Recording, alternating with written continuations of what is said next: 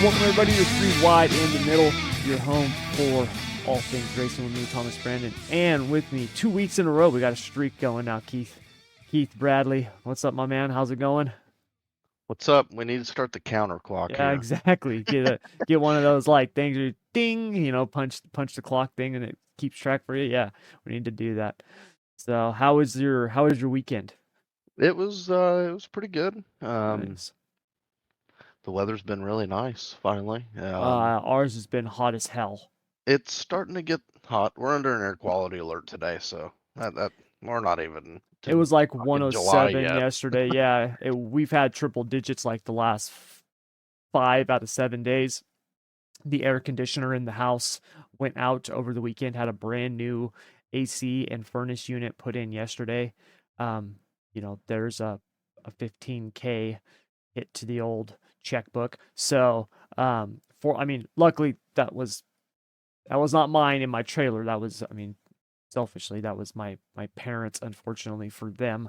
But yeah, it's been a long, hot weekend. My office is in a spare room in their house. So my my house is out back on the property. So fortunately for me, we still had AC, but my parents, they lost AC, which sucked. It was freaking hot this last week. The last couple of days, it's been so hot.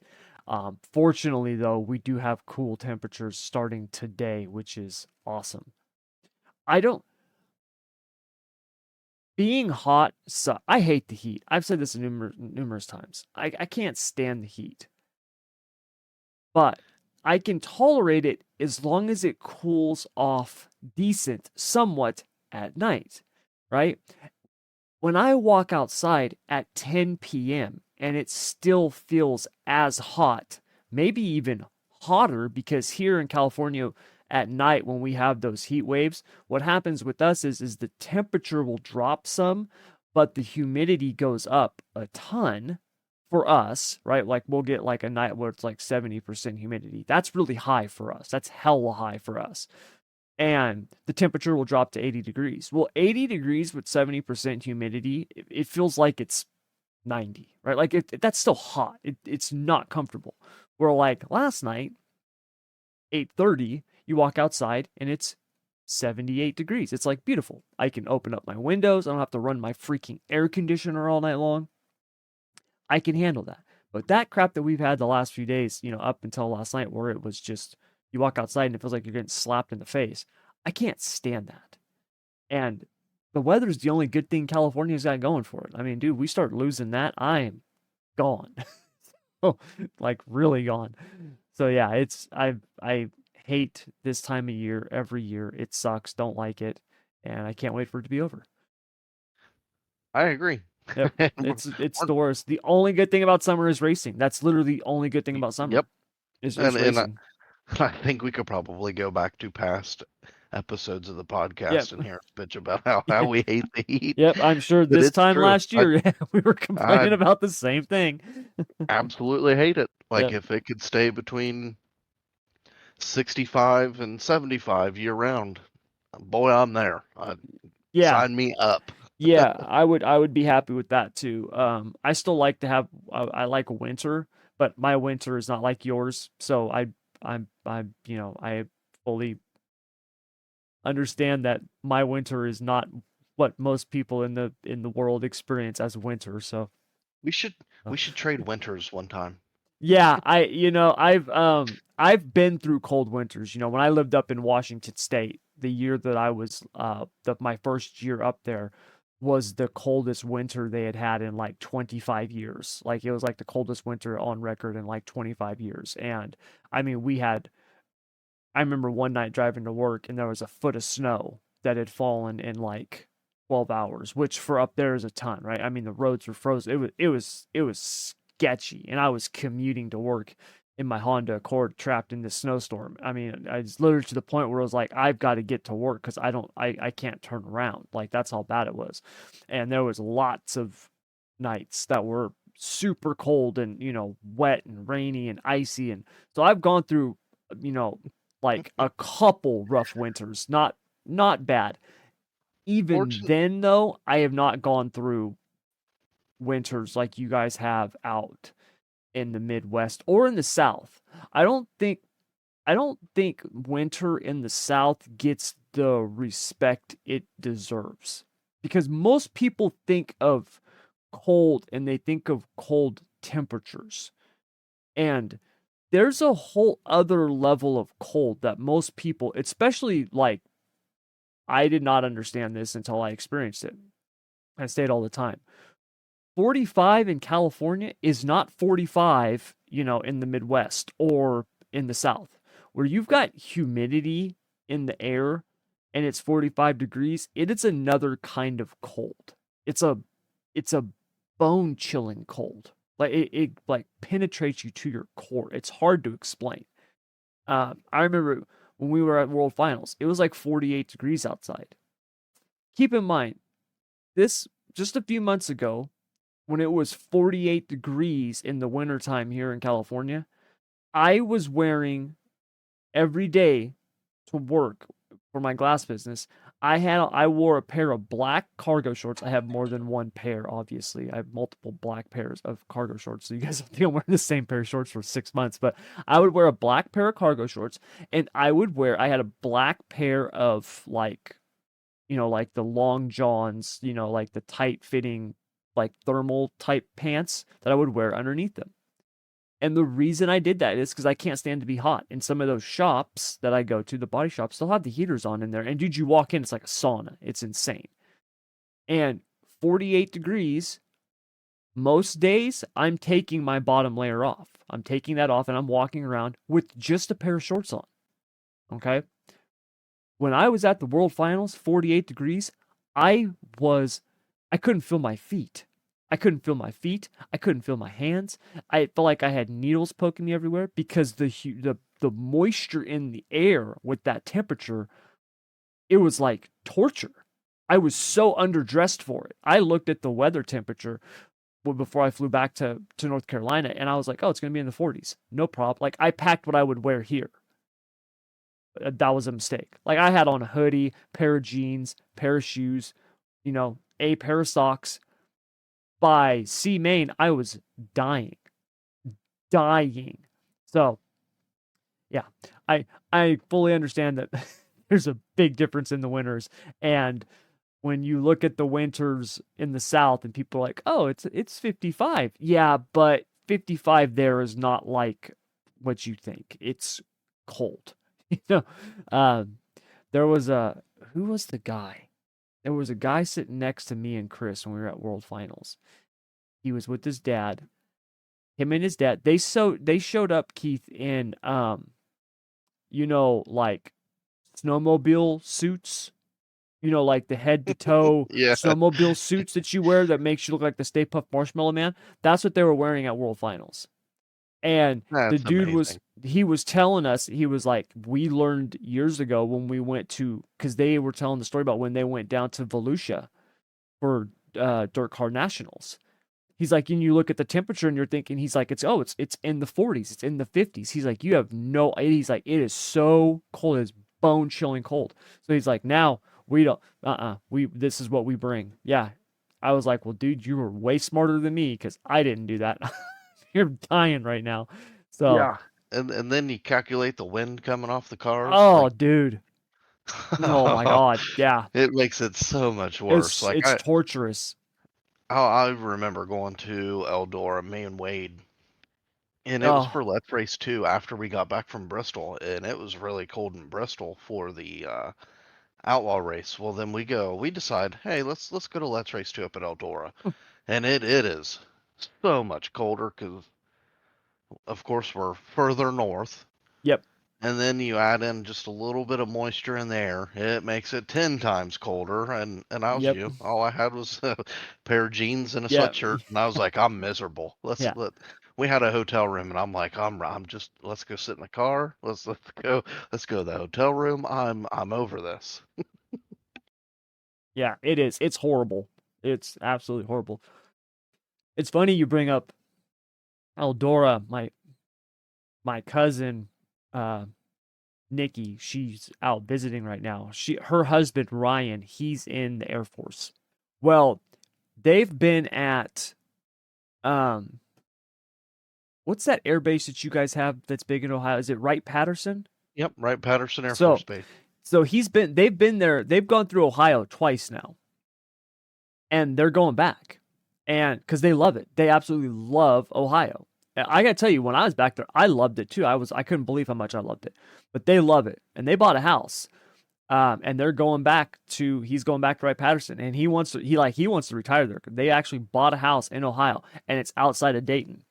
And I was just talking to her a couple days ago, and she goes, "Yeah," because when they were there before, I used to tell them all the time. I said, "Dude, I want to go out there and visit you guys and go to Eldora," and I never got to do it. I never got to do it. And after going to Four Crown last year, I was like, when she told me, well, we bought a house, I was like, well, guess who's going to be coming out and seeing a whole lot more of his cousin Nikki? I'm like, that's me. So she's like, well, you could bring the family. I'm like, yes, I can. And I can leave them at the house with you as I go to the racetrack. So yeah, I'm already planning my trips to some races back there because I obviously I would love to go. I would love to do King's Royal and stuff like that. I don't know if I'm not going to make that this year. I don't know how much I'll actually get to go out there this year just because I've already kind of planned a bunch of stuff this year out here on the West Coast, for when High Limit makes their West Coast tour and stuff like that, where I'm going to actually hopefully be on the road with my buddy Kyle, when he runs his cars. But so because of that, I don't know if I'll get to go back there, but I definitely next year, definitely for sure. And I don't just want to go to Eldora. Like I would love to go, like Bruce was saying last night in the chat. He's like, we need to do a BC39. I'm like, dude, I would love to do a BC39. Yeah, To yeah. me, that's like premier midget race. Like it's like Chili Bowl. I think if you're a fan of midget racing, if you're a fan of dirt racing, the Chili Bowl I think is a bucket list race. But I think BC39, dude, is climbing the ranks to being like one of those must see events now. If you like And dirt midget racing, I love it. I couldn't agree more. Yeah, Like it's just climbing the prestige ladder, it is. and It it's going really to is. continue to grow because I mean, let's be honest, it's awesome that it's at Indianapolis Mm-hmm. inside the racetrack, but it's even cooler to see the president of Indianapolis Motor Speedway get heavily involved in it. Yeah, Like yeah, I think that's the that's what thing. makes it better. Mm-hmm. Yeah, they're treating it like a real legitimate Yeah. event. Like they're trying to pump it up as, hey, we want this to be one of the events. So, And and I hate to say it, but it's slowly progressing to one of the higher, bigger crown jewel dirt mm-hmm. races. It It's really just is. and it's only it keeps getting better every Yep, year. it really is. I think it's actually one of the few events that is keeping dirt midget racing alive, Yep. unfortunately.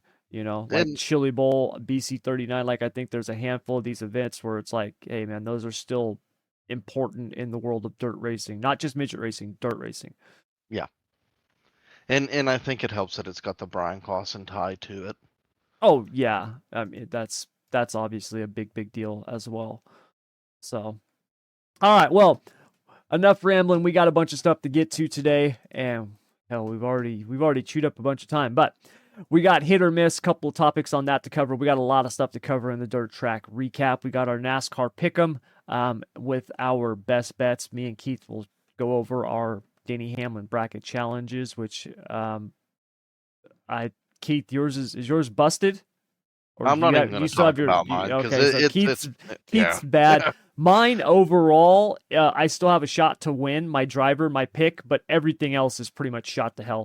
So That's the only thing that I have going for me. Is Kyle Larson's keeping my bracket alive. yeah, mine too. Me and Keith are both tied to Larson. So, but other than that, we got our cappers corner and some best bets.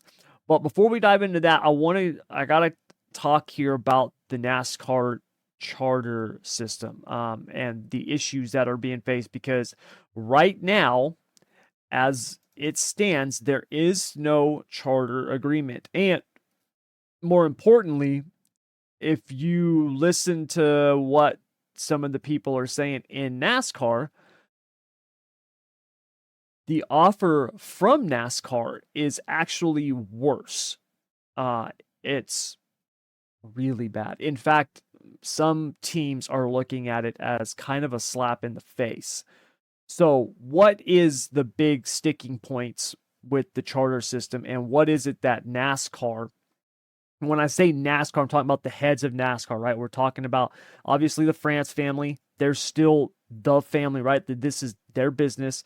And then you can start talking about Phelps and O'Donnell and all these guys like that. But ultimately, you're talking about the France family. They're the ones that are really putting the kibosh on a couple of the things that the teams are wanting. And when we talk about the teams, right, we're talking about the RTA, the Race Team Alliance. And that overall seems to be fracturing somewhat, which is a problem. Make no mistake about it. The France family, right, and really Bill Jr. was probably the best at this, at basically getting people in a room and saying, here's the deal. This is what we're going to do. You can either get on or get out, right? Like that was his thing. And for years, people just fell in line. But this is a new age. This is a new day, a new era in sports, not just NASCAR, in sports. And here's the thing. Here's the thing. And I've talked about this ad nauseum. If you treat NASCAR like a stick and ball sport, be careful what you wish for, because you just might get it. We're starting to see these teams, owners, drivers start to act like owners in these stick and ball sports, where they're saying, hey, we don't give a shit if you own NASCAR. What the fuck is NASCAR? NASCAR, you're a sanctioning body. You don't bring, what do you bring to the table? Oh, wow, so you got some tracks. Daytona. Okay. Sweet. You don't think we can't find tracks to race at? You don't think we can't put on a show? Right? This is how the teams are starting to feel. When NASCAR's sitting there going, hey, we're NASCAR. We're the ones that put this together. Right? We are the ones that created you. So don't come at us saying, hey, we want lifetime charters, because you're not getting it. And that's really one of the big sticking points with the charter system right now and this renewal is the teams want these charters instituted just in perpetuity forever, right? They want them to basically become franchises. This makes a lot of sense. When we look at where racing is now, especially NASCAR, outside of literally like F1, the amount of money that F1's like the only thing that's spending more money than a NASCAR team, essentially, right? I mean, we can sit there and make arguments about, NHRA, like the top level drag teams and stuff like that. But really, when you start looking at the costs of things, NASCAR is like, it's like F1 and then NASCAR. I mean, it's insane. NASCAR teams have been open about their financials, at least to NASCAR. The track side, which has not, and keep in mind when we talk about the track owners, there's really two. It's NASCAR and then it's SMI. They have not been open about their books. NASCAR itself, also, we just talked about this, is a family operation. It's been family owned forever. Take my business, for example, Brandon Auto Glass, right? That is a family business. My brother and I own that business. If I hire workers, contract workers, or just maybe actual employees, and after a year or two, these guys get really, really good, and then they start saying, hey, you need to do this. Hey, you need to do this. There's going to come a point where I'm going to be like, hey, dude, this is my business. Shut the fuck up and go sit in the corner, right? That's what a business owner is going to do. You might even listen to them, but eventually you're going to say, hey, dude, shut up. Thank you for your ideas. Thank you for your suggestions. Thank you for what you do, but don't tell me what to do with my business. I created this. You didn't. That's where I think NASCAR's at right now. I think they're looking at these teams like just pain in the ass employees. They're saying, hey, whoa, you want us to make you franchises? You want us to just institute charters? Are you kidding? We're not going to do that. Now, NASCAR's argument, I got to admit, is weak. It's weak. Because for NASCAR to say, well, hey, we can't just institute these because we don't know how much money we're going to have in 7 years. When this new streaming deal, this new media rights deal goes away, we got to sign a new one. We don't know what we're going to make. We can't guarantee a piece of the pie to you because we don't know how big it's going to be. So come on, guys, let's just institute it for another 7 years. How about you guys have a cost cap, right? Like, let's not worry about how much is coming in. We don't need to worry about top line. How about you guys cut off your bottom line, and then we can all go back to being friends, right? Like, that's kind of where NASCAR's at right now. And Denny Hamlin came out on X, Twitter, as I call it, as everybody calls it. I don't know what is up with X, but anyways, Denny Hamlin comes out on Twitter, and he basically says, hey, look, man, charters cost NASCAR nothing. Instituting us as charters, as franchises, right? Lifetime charters, it costs them nothing. And he's right. From a financial perspective, it costs them zero. It is essentially an agreement. That's all it is. That's all a charter is. A charter is essentially NASCAR saying, hey, look, man, this guarantees you certain aspects in the race. You are guaranteed a starting spot. You are guaranteed a piece of that purse for the race. It guarantees you, there's all these different things that it guarantees you. Most of them are financial, which is what the teams care about the most. It's what NASCAR cares about. Denny Hamlin saying this doesn't cost you anything is true in a monetary sense, right? In terms of actual like monetary value, doesn't cost them anything. It's literally just an agreement. It's signing a piece of paper. But from a sense of power and control, influence, which is what NASCAR does not want to give up, it does cost them. It costs them a lot because now what have you done? Now you have just opened up 36 seats at the table, right? So you remember when you were a kid and you went to the holiday, right? You went over to like your families for Thanksgiving, Christmas, whatever family get-togethers, holidays. Remember the kids table? Keith, did you guys have a kids table when you were growing up? Yeah. Yeah, the kids table. That's where the kids sat. You remember you had your older cousins or maybe an older brother or older sister, right? When they would get to like 13, 14, and they would be sitting there and they're with obviously you got the little ones running around. You got toddlers, infants, right? You got babies sitting there and they're just like, God, I cannot wait till next year so I can go sit with the adults. This sucks, right? Like that's a kids table. When NASCAR says, hey, you guys, lifetime charters, your franchises now, what they just did is they took the kids table, they've taken all those seats out, they've brought them over to the adults table and said, welcome, have a seat with us. Welcome to the party. That's what they're doing. Financially, yes, it's not going to cost them anything. I get what Denny Hamlin's saying. But influence, power, control, it's going to cost them big. Because these are no longer just independent contractors that you have an agreement with. These are now players. They are now highly invested into NASCAR, far more invested than they are even now, which means they got to have a say. And who is it to determine whether or not whose say is more valuable than someone else's, right? That you really muddy the waters when you get into that. Think about it.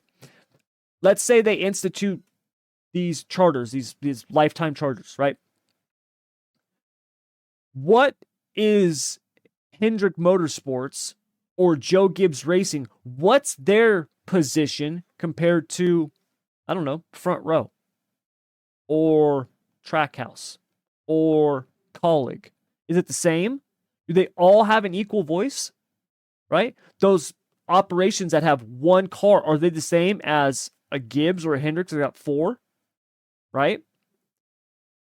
Does Spire get an equal say as a Richard Childress Racing? Does Childress have the same say as a Rick Hendrick? That's muddy, muddy waters. I don't care what anybody says in the NFL. Jerry Jones is not heard on as the same level as the owner of the Carolina Panthers. Just, I don't care what you say. I don't care if you're like, well, they should all be equal. Shoulda, woulda, coulda. That's not the way the world works. I talked about this on my rants on Kyle Larson with the waiver system. That's not reality. So get over it. NASCAR's the same way. So it's opening up Pandora's box for one. Two, it's allowing them to now have a seat at the table, which takes control away from NASCAR. And we know NASCAR does not like to give up power and control. They don't like it. So that's a big sticking point. The cost cap, I don't know how much the teams are against the cost cap. I said a long time ago that if money is such a problem, the teams, they just need to invoke a cost cap. Now, the cost cap needs to allow the teams the ability to operate as a successful team. But they still, I think having a cost cap could help.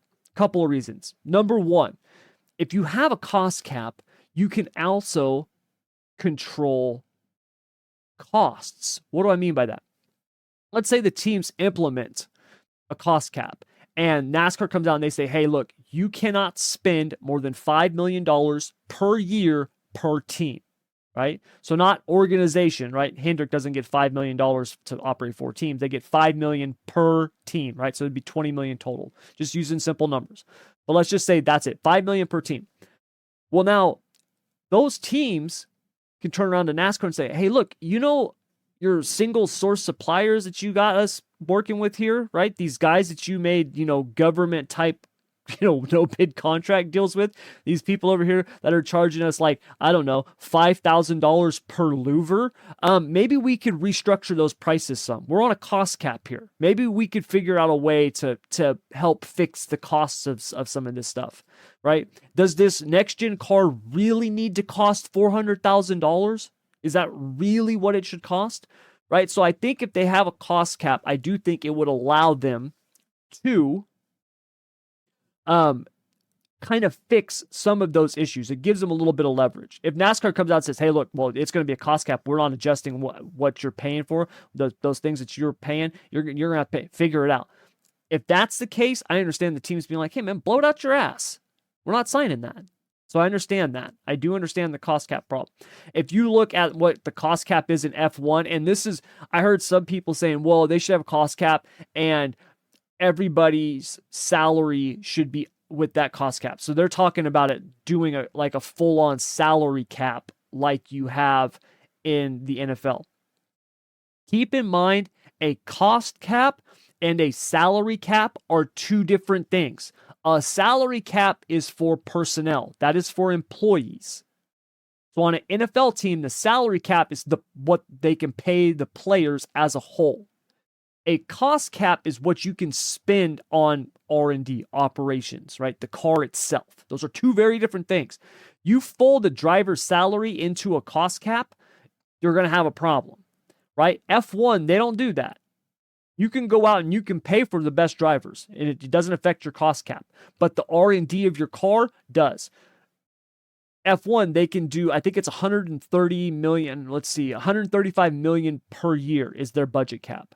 That's a ton of money. Now, keep in mind, though, there's a lot of stuff that goes under that. Logistics. It's not just R&D. It's not, hey, you can spend 135 million on your car. You're talking about those teams, the travel, what they're spending on everything, parts, pieces. That's why when you see these guys, these drivers now, when they wreck a car, it matters. It matters because it's not just whether or not Ferrari has the money to fix the car. They do. The problem is that they wreck too many times. Well, now they're digging into cost cap. They're using money to fix a car when they want to be using that money to improve the car. Okay, so that's where a cost cap, I think, could have benefits on the NASCAR side. How much it is, what it looks like, what's going to fall under it, I don't know, but I do think there's some potential there. That being said, the teams are not going to agree to a cost cap if they don't get a bigger piece of the pie. And this is, once again, it always comes back to money. Why does NASCAR not want to give up power and control? They don't want to give up power and control because then they have to give up money. Right? It's this weird circular, merry-go-round that you get on when you're talking about business at this type of level, where you need the money to get you the power and control. You need the power and control to get you the money, right? It's circular. It goes hand in hand. NASCAR's got the influence. They've got the control. They don't want to give it up. They've also, because of that, got the money coming in, right? They give that up, give some to the teams. Now, like I said, it's opening Pandora's box. And NASCAR's position of saying, well, hey, look, let's be honest. We want to do this. And I don't know if they want to do it. I'm just adding this for my own sarcastic purposes, my own flair. We want to give you, we would love to sign this agreement with you guys and invoke these forever, but we can't. We don't know where we're going to be at financially in 7 years. How could we agree to this? We don't know what the world's going to look like. We don't know what our streaming package is going to look like. People might not even be watching TV. Imagine that, right? My goodness. What would we do? What if something newer comes along and it's not streaming anymore? How could we agree to this? We don't even know what we're going to be making. Well, it's really simple. It's really, really simple.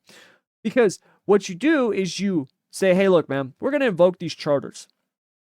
And essentially, you guys going to give you a seat at the table. All right? You guys are now franchises of NASCAR. You are NASCAR franchises moving forward. And as long as we are operating, you are right there with us. But when this media deal is up, we've got to renegotiate what we're doing financially, because we don't know where we're going to be at. We've got to sit back down. We've got to look at what the deal is, what the offer is that we're going to have, and then we got to move forward financially. So look, we're there with you. But if we take a 50% haircut financially because media rights goes down, well then, hey, look, man, you're going to be right there with us, bearing the brunt of it. See, that's all NASCAR has to do. This shit where they're like, oh, well, we can't do this. We don't know what's going to happen in 7 years. We have no idea where we're going to be at financially. We can't agree to this. Are you kidding me? Come on. That's bullshit. They could 100% do it, because at the end of the day, it's just about money and who's going to get what. And all you have to do is say, hey, look, man, we're partners. We're in this together. Boom, moving forward. But when it comes to the dollars and cents, we've got to negotiate that when this new deal comes back around in 7 years, because we don't know what we're going to be making. And the teams, because they're not morons, will very likely go, hey, look, that's understandable. We understand that. In fact, you know what? That seems smart, because we do the same thing with our driver's contracts or crew chiefs or employees, where we say, hey, look, man, here's the deal. We're going to sign you to a contract. We're going to pay you X amount over the next 2 years because we like what you're doing right now. And we will revisit this at the end of your contract and see where we're at. If you're doing better, hey, you might make more. If you're doing worse, we might pay you less. Heck, we might not even keep you, but we'll revisit it down the road. It's all NASCAR. That's all they've got to do. The charters can be put into place. They can be turned into franchises very, very easily. If it's really about the money, you can renegotiate that when the new media deal comes up in 7 years. They don't, it doesn't go hand in hand. That's bullshit. And the reason why NASCAR doesn't want to do it has got nothing to do with, the media deal. That's bullshit. It has to do with power and control. They don't want to give a seat at the table to the teams.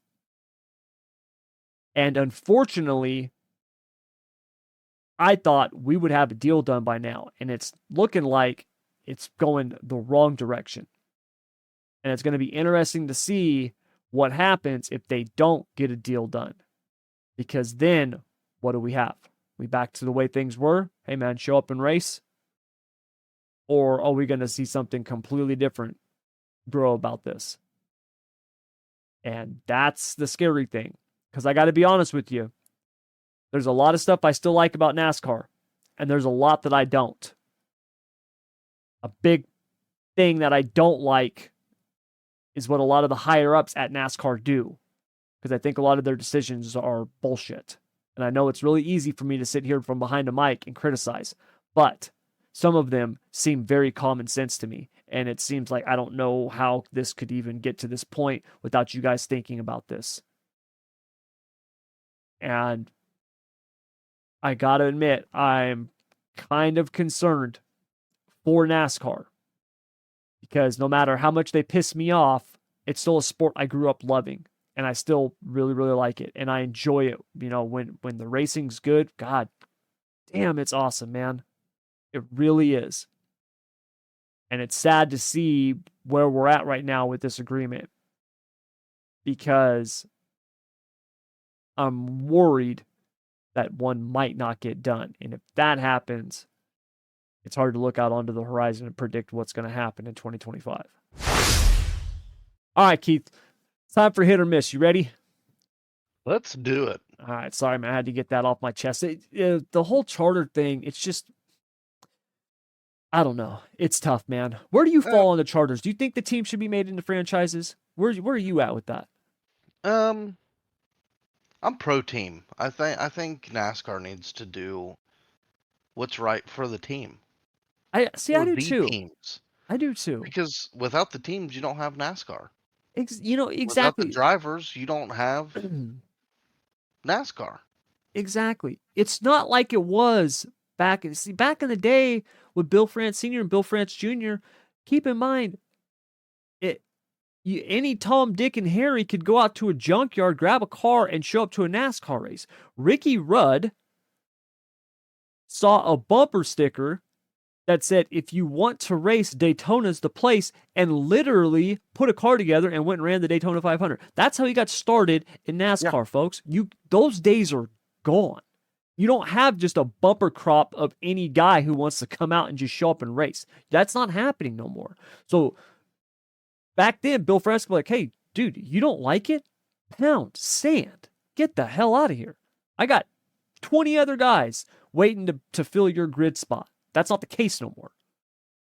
Well, and I'm in the stance that NASCAR is a multi-million, close to $1 billion company industry. Yeah, it's billions. And you can't do what's right for the teams. Come on. Yeah.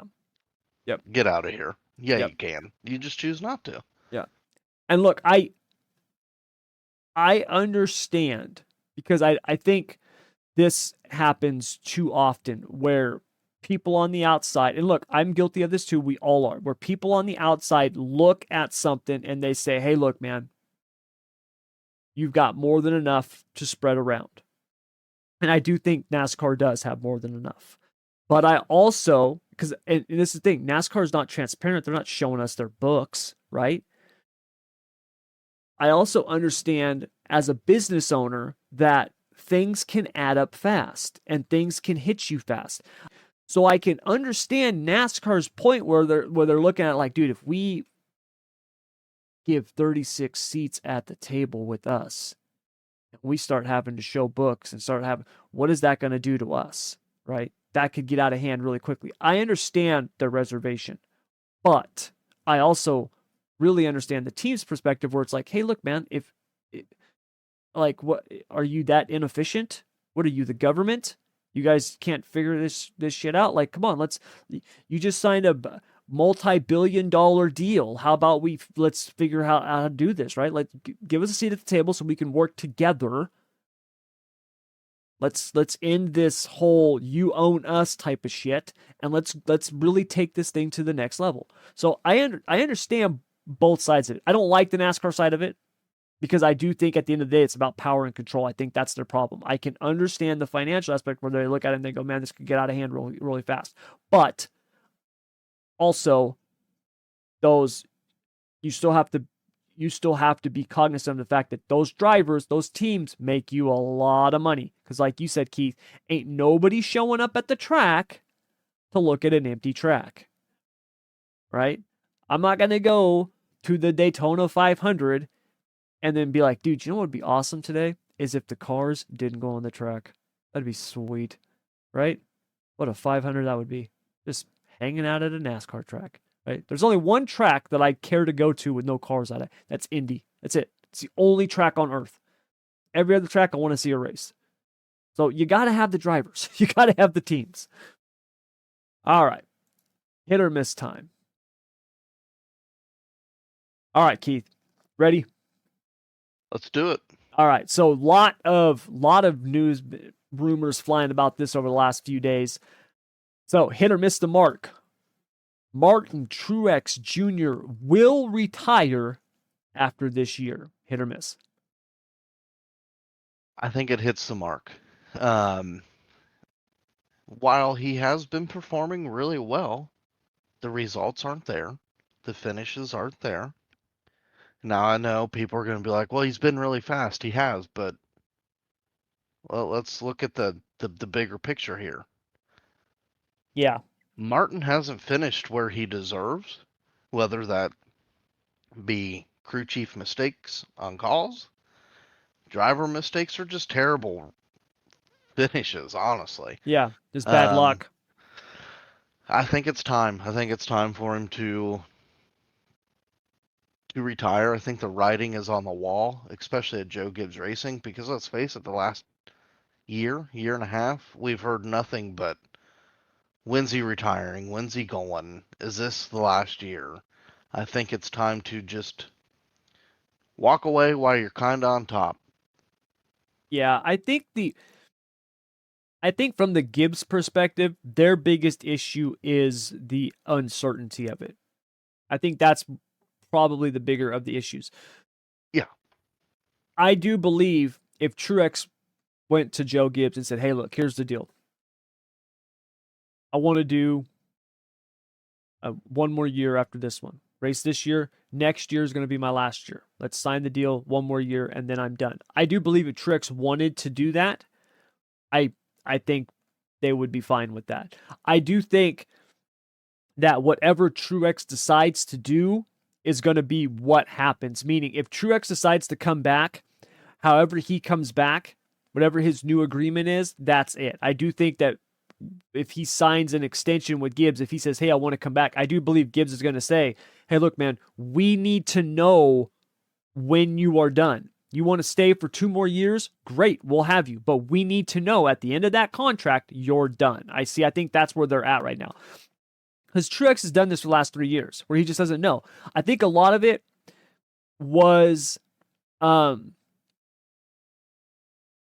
tolerated because of the circumstances, right? So when you look at when this first started in, 2020, 2021, right? Obviously, 2020 was such a crazy year with COVID. Even 2021 was an odd year. It was also the last year of the Gen 6 car. We had the new car come in. Would Truex retire? Would he come back? Who knows, right? It's been so weird. Truex decides to come back. 2022, he comes back, and it's not a great year, right? Will he retire? Will he come back? Well, he wants to come back. He doesn't want to end on a bad year. Last year, he had a great year. If you look at the regular season, he had a great year. Now, it was bookended by a pretty horrible playoff. I mean, obviously, they had horrible luck. They just had horrible luck at the wrong time. But if you look at the year in totality, it was a good year. He had a good year last year. This year, he's been there. The speed is there. He's just not getting the finishes. And ultimately, it comes down to whether or not Martin Truex Jr. is having fun. Does he still enjoy what he's doing? He doesn't need money. He doesn't need to add to his legacy, right? Like, yes, I've heard people say, well, he hasn't won the Daytona 500. Not everybody gets to win the Daytona 500. Rusty Wallace did not win a Daytona 500, right? Like there are drivers out there. At least I don't think he did. About 99% sure he did. There are drivers out there who just they don't get everything. You don't get every crown jewel. You just don't. And Truex is one of those guys that probably, I'm pretty sure he does his competition meetings via Zoom from a tree stand in the woods during deer season. You know what I mean? Like that's Martin Truex Jr. Truex is, when he retires, he's going to be hunting and fishing every day that he possibly can. Like that's what the dude does. If he still enjoys racing, I think he'll stay. I don't know how much more he's enjoying it though. I think it's to a point now. And I think we're going to see this more and more with these guys who Not the Chase Elliott's or the Kyle Larsons, not the Byrons, not the guys who are younger who, yeah, they ran in the Gen 6 era, but when the time comes for their careers to end, they will have spent more time in the next gen era than the previous gen. Where you have guys like Truex and Denny Hamlin and Kyle Busch and these guys where they remember, like, dude, when you had a good car, you could race that thing, you could wheel that thing, you could overcome mistakes and still get good finishes. And that's not the case anymore. And I think that frustrates these guys on another level. I really do. I think that drives them nuts. You know, you look at previous years at Sonoma. I mean, obviously, Truex ran out of fuel, but look at what he overcame at Sonoma, right? And then go through all of that, be running up front, and then he runs out of gas. Like, really?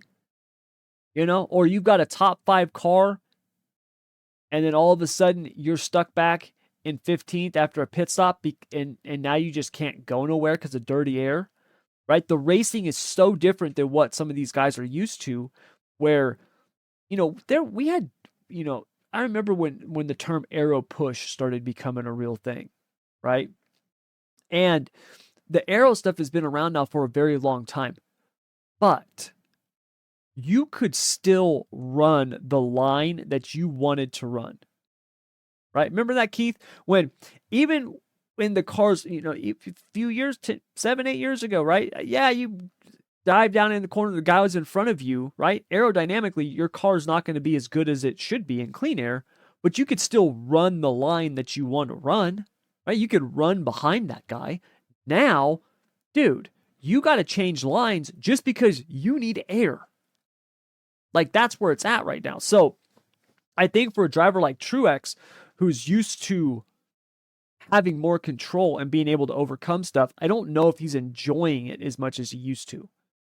And I think that's why I'm with you, Keith. I think this will be his last year. Truex is not one of those guys that I think is going to do a retirement tour, right? I don't see him doing something like Harvick did. That's just not him. Like I said, Truex is the kind of guy who, when he retires, the next day he'll be in a deer stand somewhere. So, yeah, I think this will be his last year. And part of me thinks that sucks because I do like Martin Truex Jr. All right, moving on. This next one obviously depends on the first one happening. Hit or miss the mark. Chase Briscoe has a shot at the 19 car next year. Hit or miss the mark? If we go by rumors, I say it hits the mark. Now, honestly, I really don't know. I mean, of course, we need the big domino to fall first before we could pinpoint and accurately say yes. I just I don't see Gibbs plucking from their young crop to thrust them into the JGR spotlight. I would say that they're gonna go after maybe not a proven Cup winner. I mean, yeah, Briscoe's got what, 1 or 2 wins in his career, but he's younger. He's proven that with good equipment, he's good. As of late, the Stewart-Haas equipment hasn't been that good, but when they had better stuff, he's been good. He's been okay.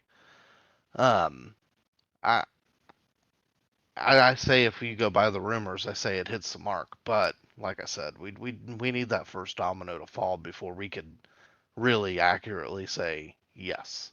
Mm-hmm.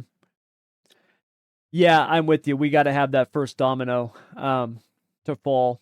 And I think a lot of the silly season stuff is waiting on that domino to fall. So I do think Briscoe is someone that will be considered. Obviously, we're not going to know until it happens. So, Yeah, yeah, sorry, I'm with you. go I ahead. was just going to say I'm with you on that. I mean, there's just a ton of rumors out there. I mean, Corey Haim's name's been brought up, but I could see Corey Haim going to a 2311 before he's thrusted into the JGR spotlight. Because let's face it, the JGR spotlight's totally different than the 2311 spotlight. Like if you go to JGR, you're gonna be expected to win. I mean, we've seen it happen with Daniel Suarez, and it didn't work. I don't know. I can see where the Chase Briscoe fit would come in Mm-hmm. because I know Noah Gregson's been kind of rumored. I just couldn't see the fit because of the issues between Noah and Ty and Noah and Coach Gibbs. I would have to give the leading edge to Chase Briscoe right now. Yeah. Yeah. I'm with you. So that's gonna do it for hit or miss, and that is because we just had breaking news. This report literally has just come out, was published just today. And keep in mind where I'm at right now, it's 6:45 in the morning, so this is news to me. Keith, I don't know if you've heard this yet, but IndyCar and Fox Sports announce historic media rights deal. Have you heard this, Keith?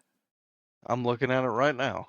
IndyCar and Fox just announced today they have an exclusive new home of the NTT IndyCar Series and the iconic Indianapolis 500. The new media rights deal provides a massive and unprecedented increase in exposure for North America's premier open-wheel racing series. Every 2025 race airing on Fox and available on the Fox Sports app.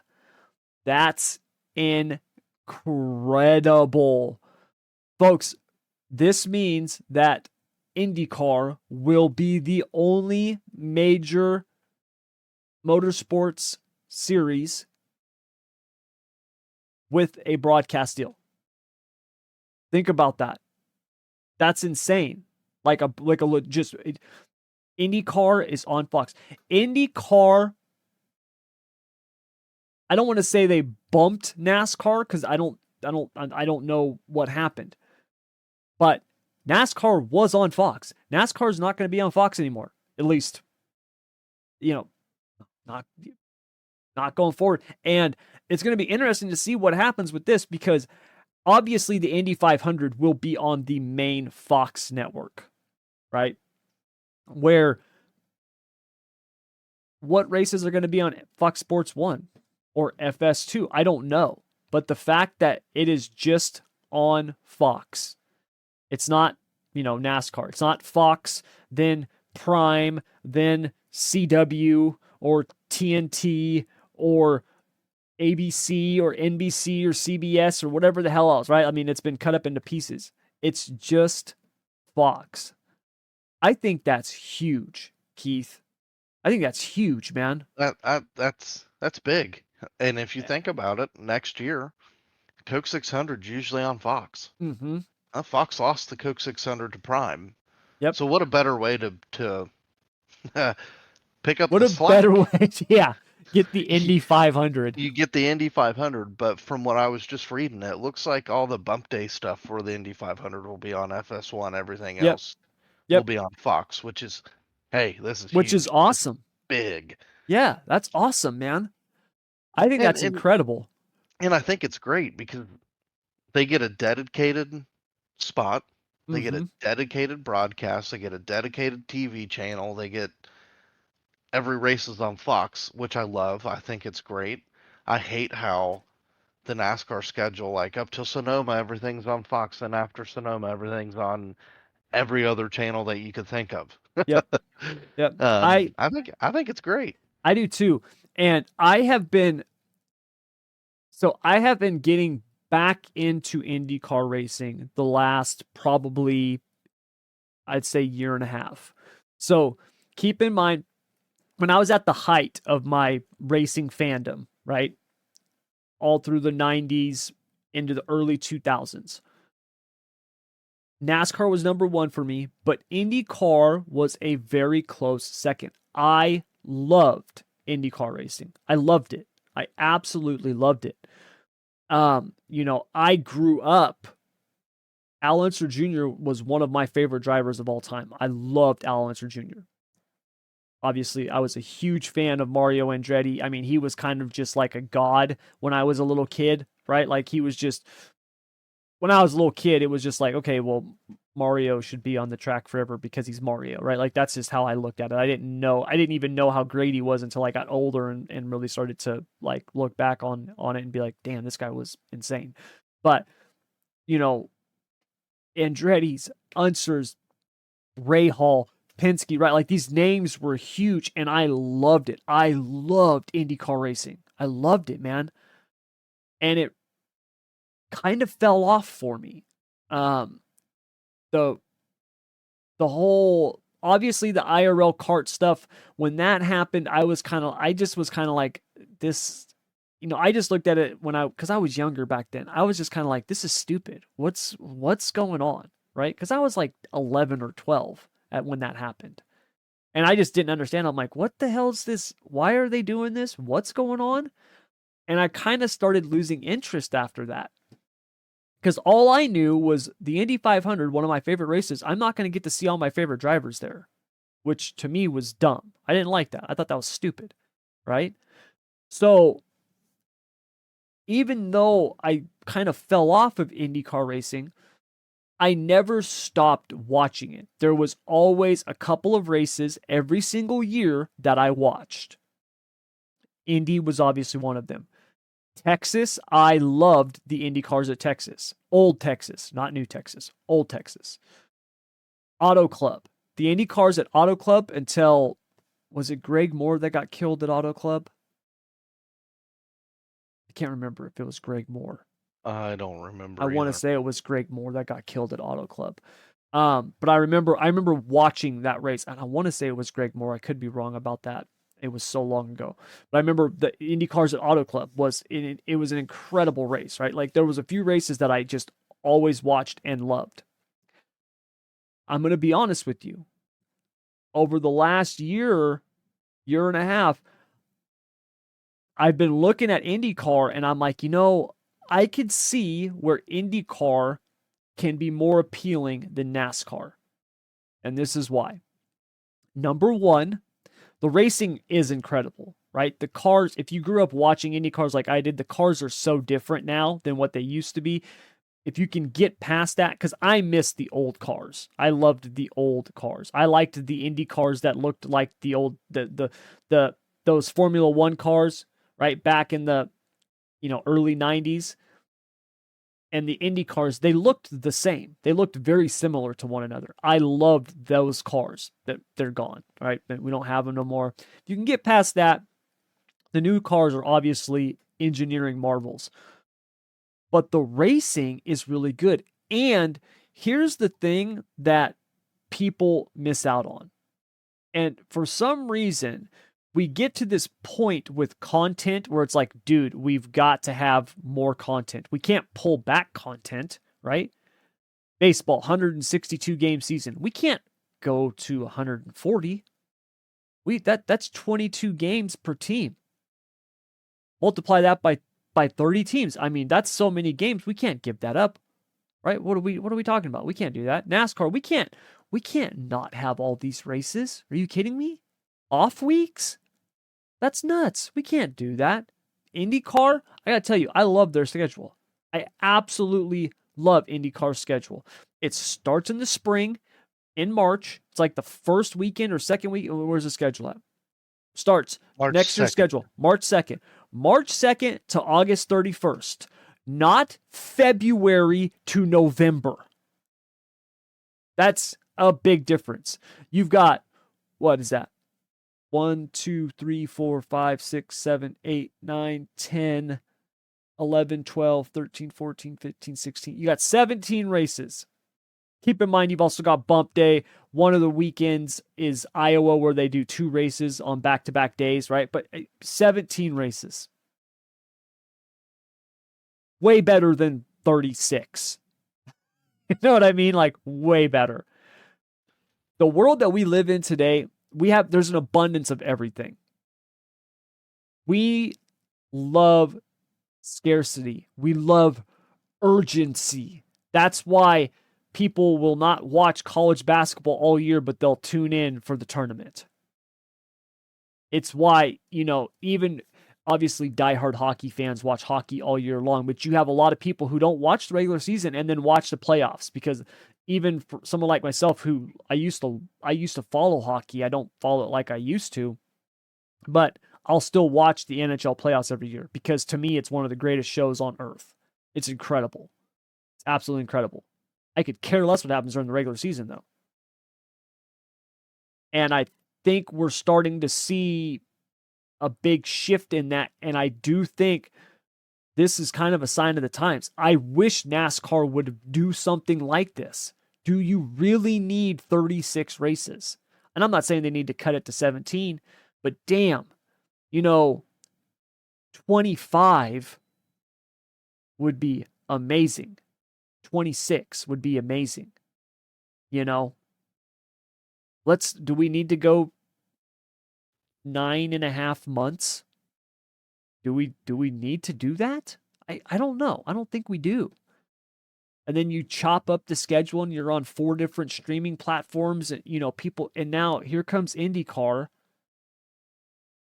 Just hold my beer and we're on Fox Sports. Boom. So according to Jeff Gluck, it's a multi-year deal. It's awesome.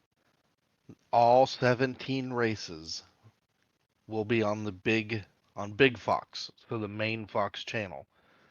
All practice and qualifying will either be on FS1 or FS2. The Indy NXT series will mostly be on FS1.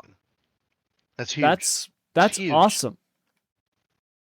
That's awesome. And the beautiful thing about IndyCar races, with the exception of like the Indy 500, most of them are just a couple hours long.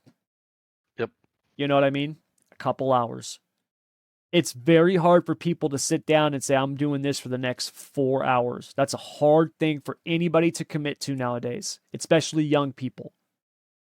That's just not the world that we live in. Well, the young people don't have the attention span like the older generation did, to where they had the time to sit down and watch a 3 to 4 hour race. Yep. Nowadays it's an hour. Yep. If that. So that is huge, man, and I freaking love it. I think we're going to see a huge bump in IndyCar growth, fans, exposure, everything. I really do. And I think it's great. I think it's great for all sides, all parties, fans, teams, TV. I think it's going to back NASCAR into a corner to do something. They're going to have to. Yep, they are. So, home run for IndyCar, man. Love it. Absolutely love it. Oh, that's a grand slam. Yeah, I love it. So, all right. So, there's your breaking news for you. All right, but we're going to take a break. When we get back, we're going to hit our dirt track recap and then our NASCAR pick'em. So, stick around. All right, Keith, let's do our dirt track recap. Did you get a chance to see any outside of Midget Week? Did you watch any dirt racing this last weekend? Watched the Dream. That was good as usual. Watched Midget Week. Didn't really watch anything outside of that. Usually Midget Week is my go-to when. Yeah, Midget Week was obviously good. It should still be a national holiday. I'm gonna take that to my grave. I think so too. Midget Week and Indiana Spirit Week, both of them federal holidays. I need to be off work them 2 weeks. Daison Pursley dominated. I think he finished. Did he finish top 5 every race? I'm pretty sure he was on the podium every single night. He was on the podium every night. Had 3 wins. Just knocked it out the park. Won Kokomo and won the Midget Week championship. So hats off to him. He had a phenomenal week. Sheldon Haudenschild once again gets the win. Sheldon got the win at Ogilvy. The night before at River Cities, Giovanni Scelzi got the win. Sheldon has won 3 out of the last 5 outlaw races and has closed the gap in the points. He's now only 168 points behind. 7 wins. Yeah, 7 wins. 19 top 10s. His problems is the top 5s, where you look at Gravel and Macedo, they've got 19 and 20 top 5s, where Sheldon's only got 10. He's had some rough nights there when he has missed. So we've talked about it before. When he's on, there's few people When that I would take over that 17 car when he's on. yeah, When they're on, they're on. when the Stenhouse group is on, Yeah. they're top 2 team in my opinion. Mm-hmm. In my opinion, and that is my opinion. Nobody Yep. can take that away. But when they are off, oh My God, yeah. golly, they are way off. And we have this conversation every year Yep. to begin our podcast season, to begin the World of Outlaws. We constantly go back to the whole Sheldon can get it done if they can be consistent from start to end. And we constantly see the last what, 2, 3 World of Outlaw seasons, they either start off on fire and they cool off and then they get back to being on fire, or they start off ice fucking cold and then they just come in with their hair on fire. Yep.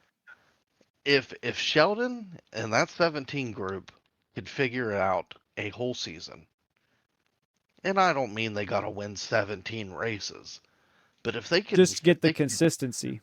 if they could steal a page out of Brad Sweet's book about Mm-hmm. consistency, they'd Yep. be great. They would be great. And like I was saying off air, it's crazy to think that Sheldon's won 7 times and he's still 7th, 168 Yep. points behind. But that's because the top 4 in points have been consistency kings. Yep. Wins only Absolutely. matter. Wins only matter when the top 4 are out of the top 10. Exactly. Exactly. So,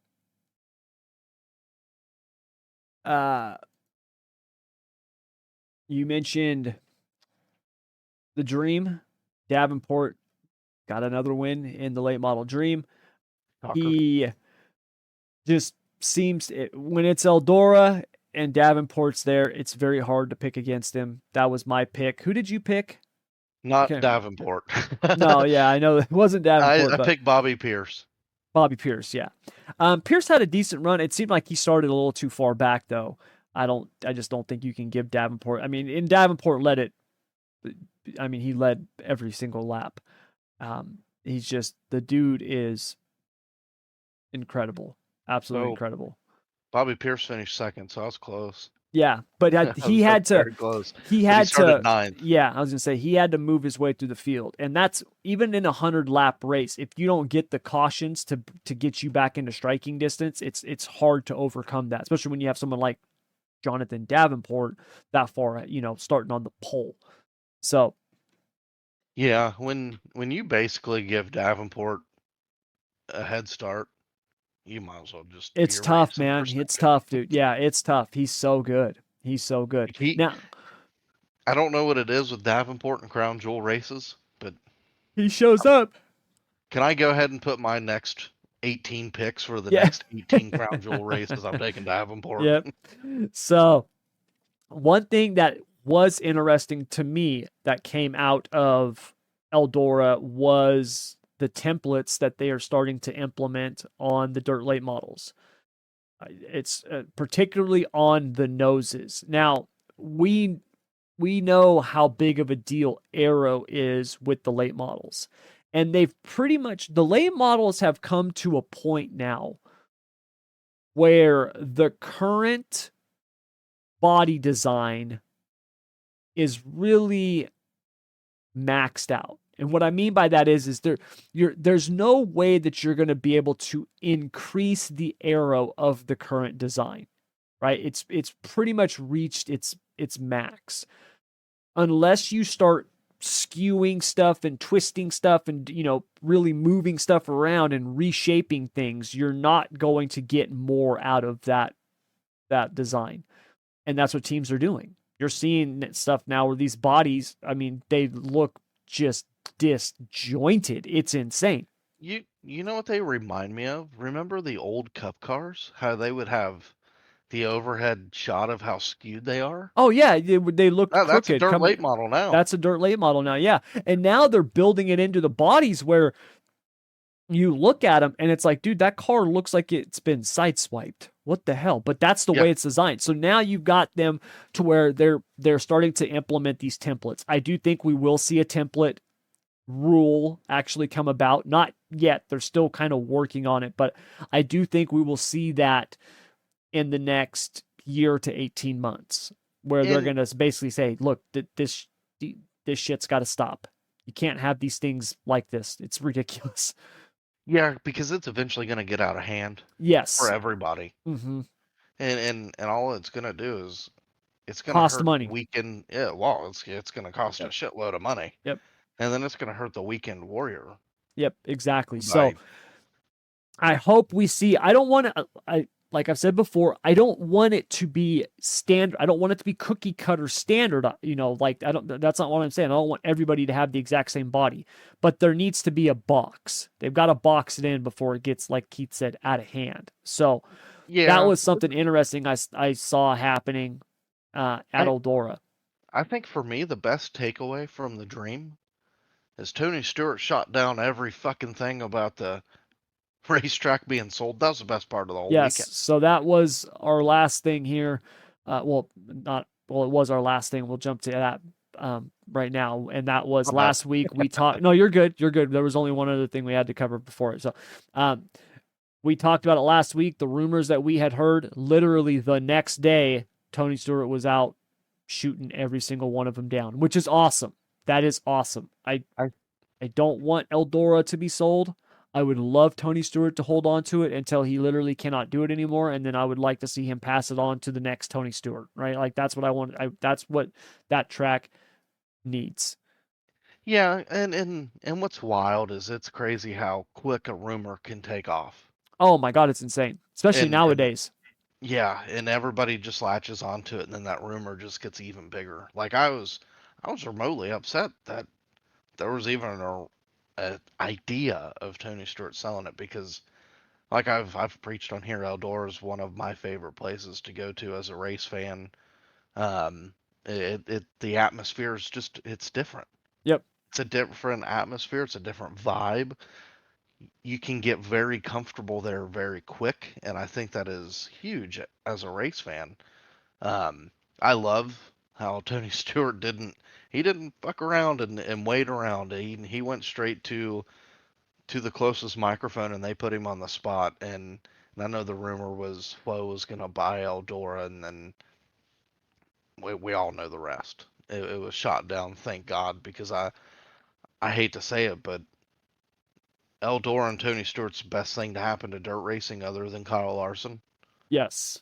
Yep. Tony does so much for the dirt racer in general. Like I heard on another podcast that Tony Stewart isn't as active at Eldora as what most people think. Well, that's bullshit because Tony Stewart's at every big event till he can't be there because the NHRA commitment. Yeah. But like I literally went to the Four Crown and Tony Stewart was there greeting every fan that came in. Yeah. I'm sorry, but you don't see racetrack promoters doing that today. No. And then he turns around and he's working on the racetrack. Like Tony Stewart does a lot at Eldora behind the scenes that people don't see. Yes, he does. And He just does. because Tony Stewart's not there doesn't mean he doesn't want to be there. Tony Stewart employees to Mm-hmm. take care of that racetrack for him. He has some of the best people in the business working on that racetrack, Oh working at yeah. that racetrack, from the safety crew to the track prep. Yep. He doesn't need to be there every day to hold the hand. No, I'm he sorry. doesn't. Yep. Like we said last week, Eldora is to dirt racing what Daytona is to NASCAR. Like Yeah, that's like that's the track. like most, and I think it's a fight between Knoxville and Eldora. Yeah, It's see, both of them. Like Knoxville's right there too. But see, I think Knoxville's there for other reasons. That's where the yes, Sprint Car Hall of Fame is. That's yep, obviously the Knoxville Nationals, but they're two very different tracks, right? And to me, you start looking, it's like Knoxville and Eldora, it's like Daytona and Indy, right? They're yep, both important, they're both huge, but for different reasons. They've yep. each got their own place, and that's the way I look at those. So Well, yeah, it was good to see Tony Stewart not selling the and track. yeah, and like the fucking the comment that I heard about Tony Stewart getting out of dirt racing because he's never around him anymore. Well, if that's the case, he should have closed up his World of Outlaw team 4 years ago. Because let's face it, he's not with them every day. Yep. I can't remember the last time I seen a picture of him with Donnie Schatz. Maybe the beginning of the year at Volusia. Yep.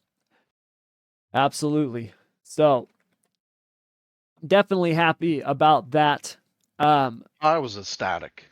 Yeah, me too. I was so happy. Like the first thing I did was I pulled my phone out and sent you a message like, "Hey, he shot the rumor down. Thank God." Yep. So moving on to our last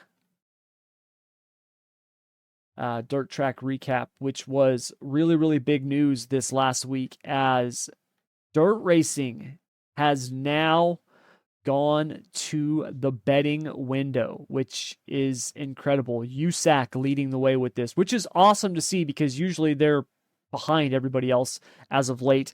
So USAC Racing is actually got betting going on. NZXT Bets, DraftKings, I think, also is another one that's offering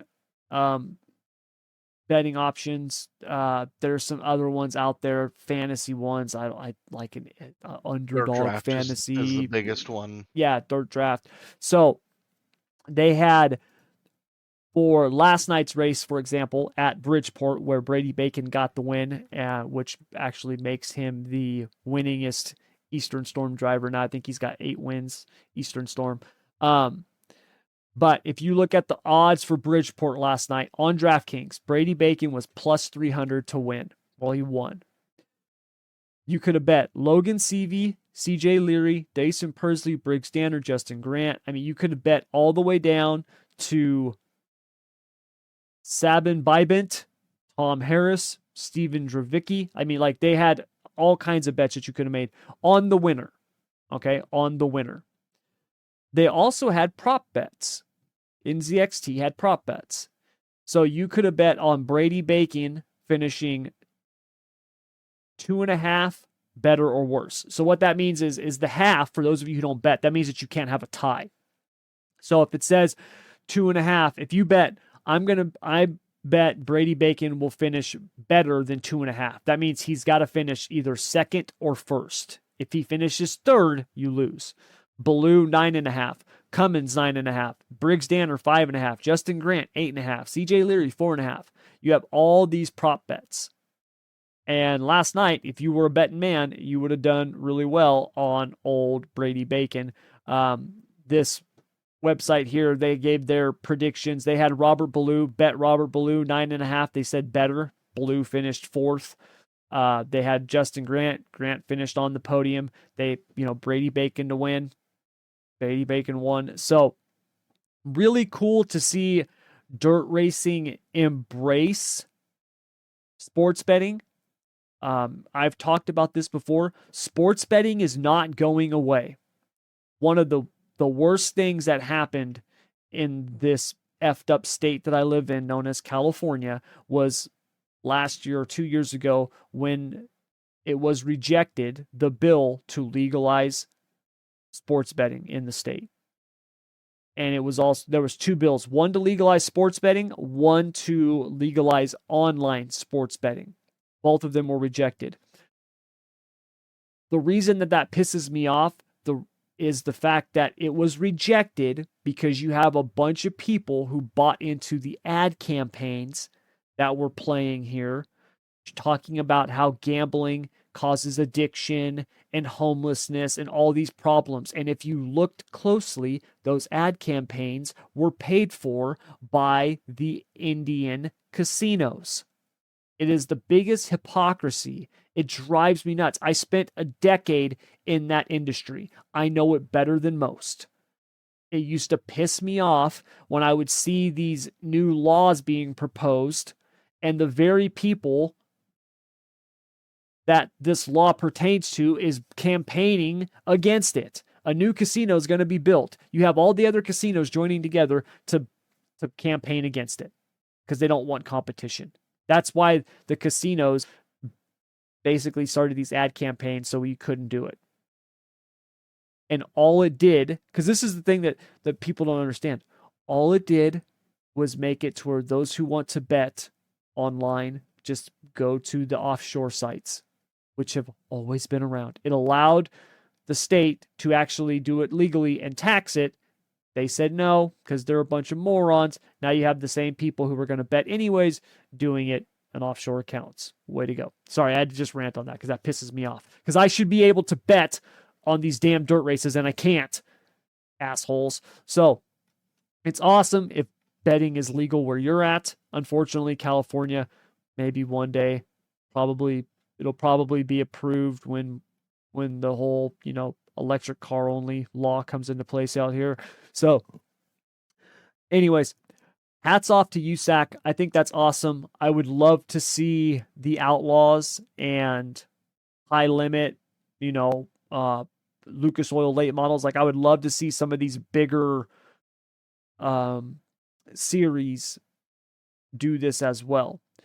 I would actually like to see, for the states that have it approved, I would like to see you do it at your local dirt track.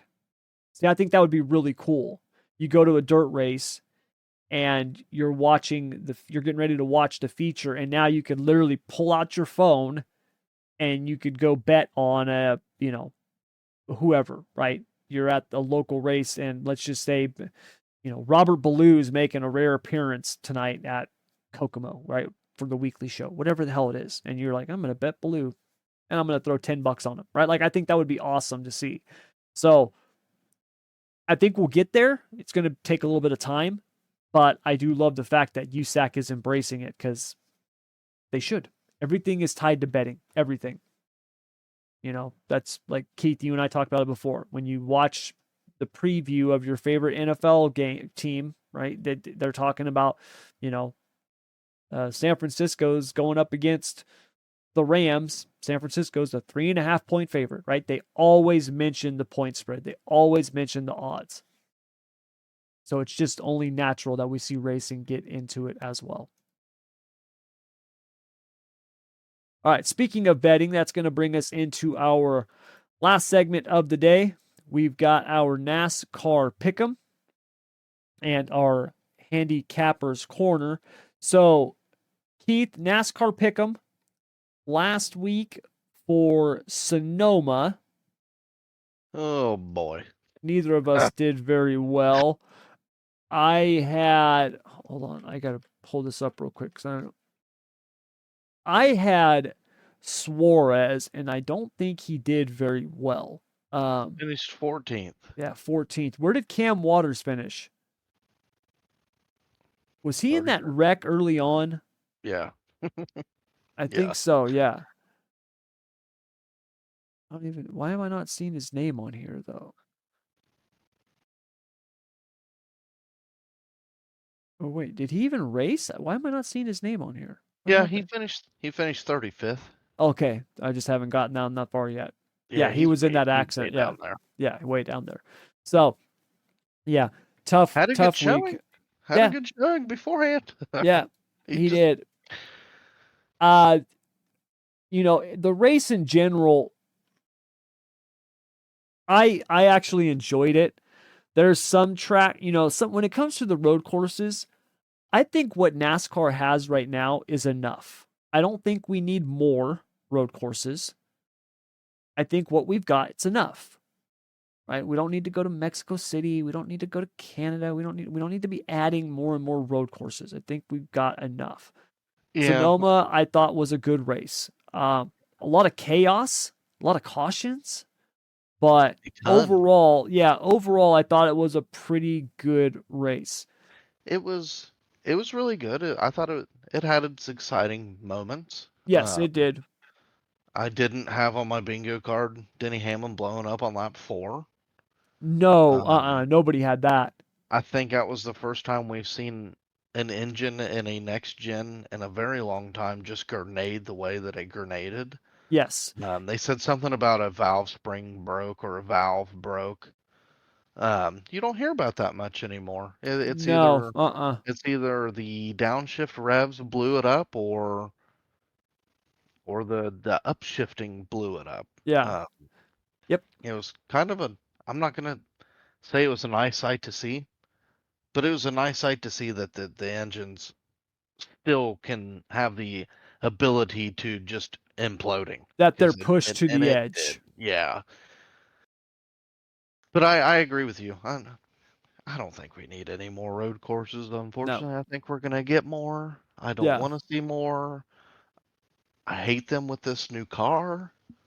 They're not exciting. Sonoma was exciting, but the yellows kind of helped. The strategy kind of helped. Kyle Larson was just on a fucking rail. Yeah. Larson was incredible. He was just fast. Shout out Michael McDowell for finishing second. Chris Buescher as well. Buescher, who started 26th, was able to put it on the podium. That's And incredible. Absolutely and incredible. and it doesn't surprise me. Michael McDowell second, Busher third. No, Busher's been really good at Sonoma the last he has. what, 2 years, Yep, 3 years. He has been good. He's one of those guys that kind of gets overlooked on the road course stuff. Chase Elliott, top 5. Ross Chastain, 5th. What did you think of him and Bush there at the end? Ross Chastain don't give a fuck tours back, and I'm here for it. Okay, so I thought that too, but also I think Bush, I he caught Bush super fast. I think Bush was yeah running out of fuel or something, man. yeah, Like and it almost seemed like he stumbled or something like that. Because dude, he caught him way quicker than he should have. It was almost like Bush was off the throttle. yeah, and I noticed that too from the Ross Chastain in car. Like Yeah. I said, the don't give a fuck tour here is to Yes. be funny, but Oh no, I get it. I loved it. That's what that when I saw it, that's what I thought initially. oh, I was that's like, the first thing I thought of. Like I hell was yeah, like, dude, Ross just proved 8 tires are better than 4. Like that's what yeah, he did. yep. But no, I agree. It looked like the eight was like cycling the fuel pump per se. Yeah. Like Yeah. it was weird. Like Like he was this, flipping the switch or something. yeah, and where he got him is what is that? Turn 8, turn Yeah, 9. the chute in the chute. Yep. Yeah, and he, I mean, he caught him quickly. Yep. Yep. And I went back and watched it and was like, well, maybe the don't give a fuck tours completely here, Yep. Yeah. but I thought it was great. Yep. I I'm here for it. I love it. You yep, know, I just I ain't got a problem with it. Give me more I Ross. I feel for Kyle Busch though. I really do because I think he's starting to remember when Kevin Harvick had that really strong year at RCR and then they just went incognito basically. Yeah. That's what the Kyle Busch year this year's kind of reminded me of, and I feel for him. I Yeah. really do.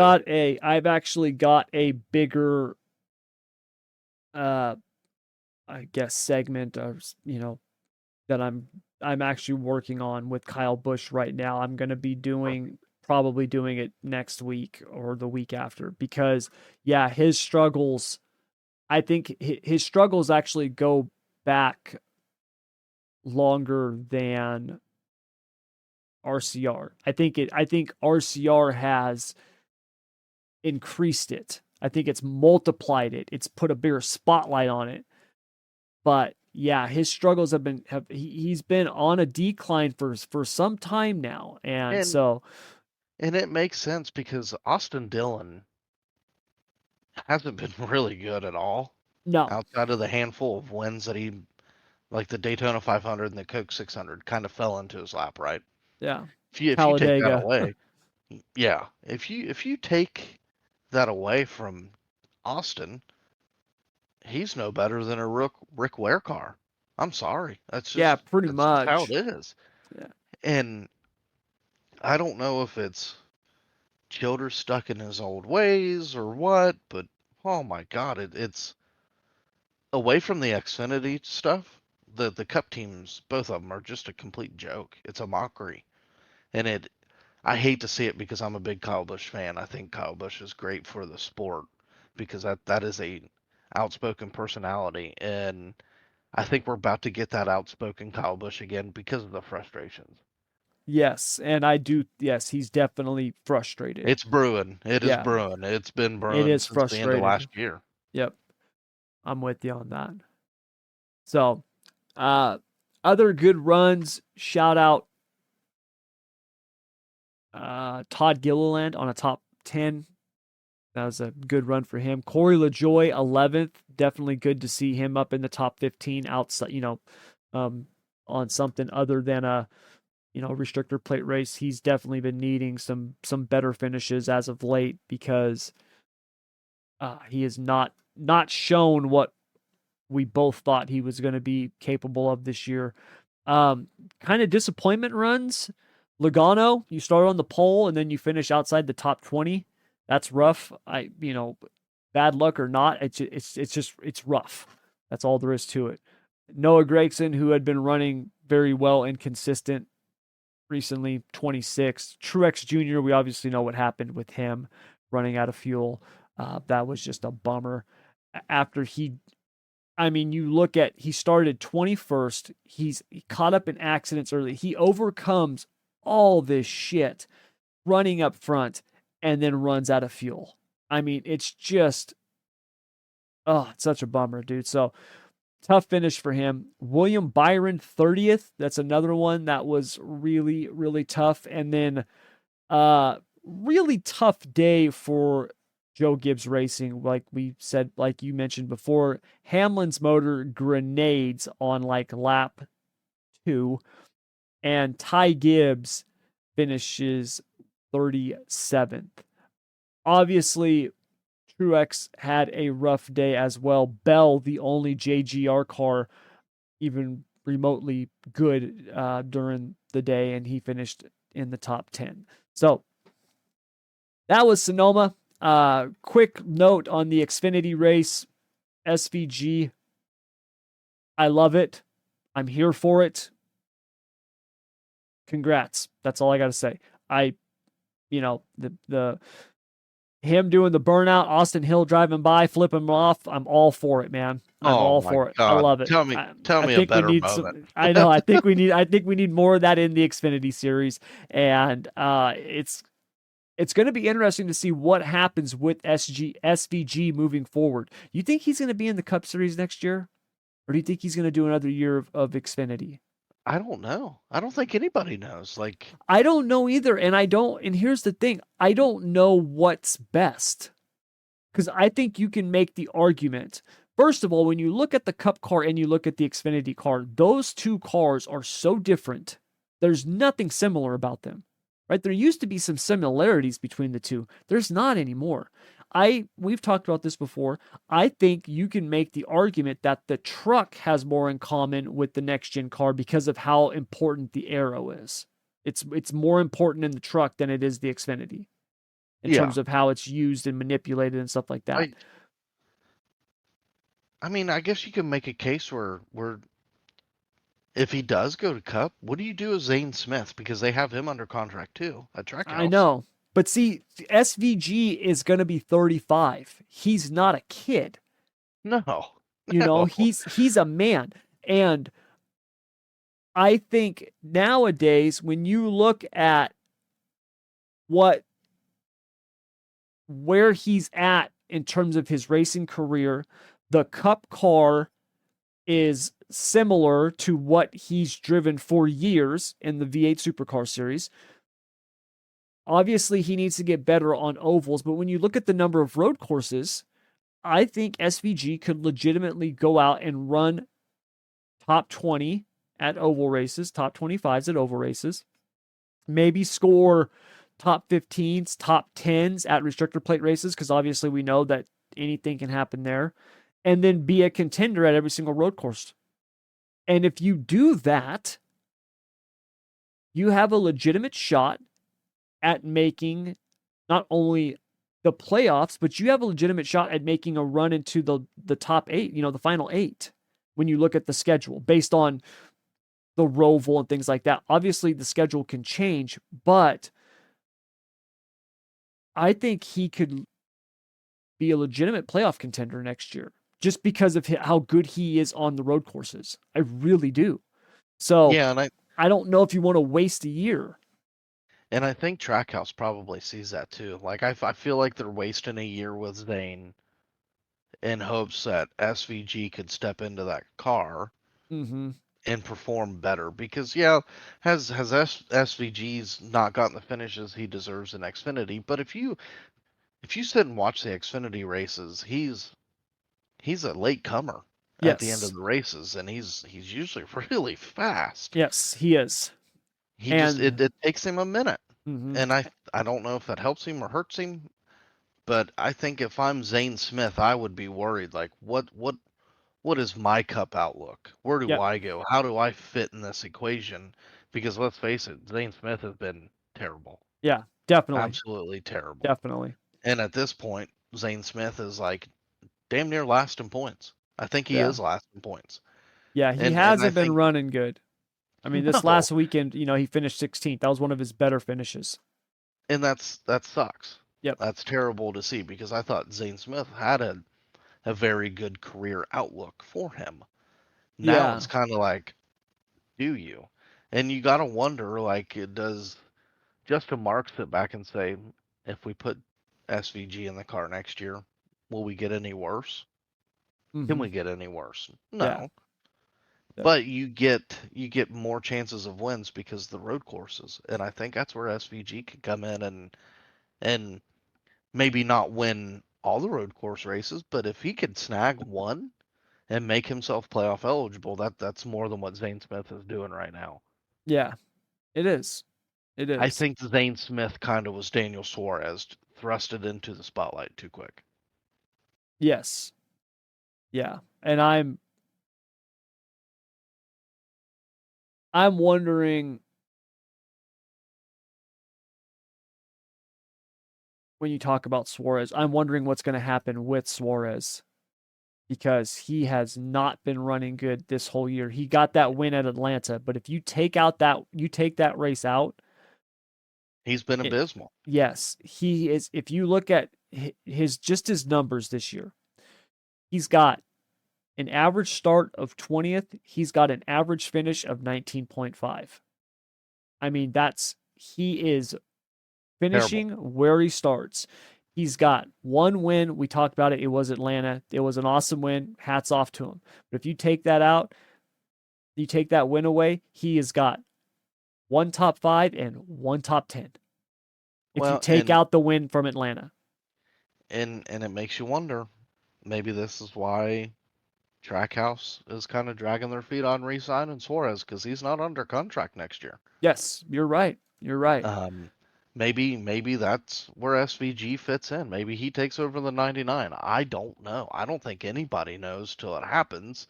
And I think this is what's making the silly season this year, next year, much more important and interesting because is there bigger names to fill that car for Daniel? Yeah. I feel like Trackhouse still has a bunch of confidence in Daniel, but this is a finishing performance based sport. Yes, it is. If you don't finish and perform well, you could find yourself on the outside looking in very quickly. And I like what you just said. If you take out Winaway, what's Daniel Suarez done? Yeah, it has Nothing. not been good. No. He's been incognito like Kyle Busch has. Yep. Like he's not been very good at all. Like even the one car, he's had his moments of there but not there, but he's Yes, had but more he's moments been of being there. far more consistent. Yeah, he's got Yeah, 6 top 10s, 2 top 5s. You know what I mean? His average start is 15th, but his average finish is 12th. Like he's yeah, moving forward. And if you look at the last few races that Chastain's run, I mean, Charlotte he was 8th, Gateway he was 12th, Sonoma 5th, before that Darlington 11th. You know what I mean? Like he's been running better. So I I think Trackhouse still has speed. I really do. I just to me, it looks like right now Chastain's getting the absolute most out of what the car has got, and Suarez is not. yeah. And I And think and that's gonna be a determining factor in and the future. and unfortunately, that's hurting Daniel more than it's helping him because Yes, he's it not is. making a case for himself. Like if I'm just a Marks per se, and I'm looking at next season, do you take the risk of re-signing Daniel in hopes that he could get a fluke win at Atlanta again? Yeah. No, you can't take that. You No, you can't can't. You you can't. can't take that flyer because the consistency's not been there. Now, do you sit there and say, I could guarantee at least one win at a road course with SVG? And yes, there's going to be some bumps in the road, but I don't think there's going to be very many because this car is very similar to what SVG's raced in the past. Do you Yep. sit down and you say, we're going to put SVG in the 99, we're going to keep Zane Smith where he's at? Who fucking knows at this point? Who knows? But I find it interesting that Suarez still has not re-signed a deal, and we're in June. Yeah. That's usually not a good sign. Yep. It's not. So, all right. Moving on, we've got our NASCAR Pick'em.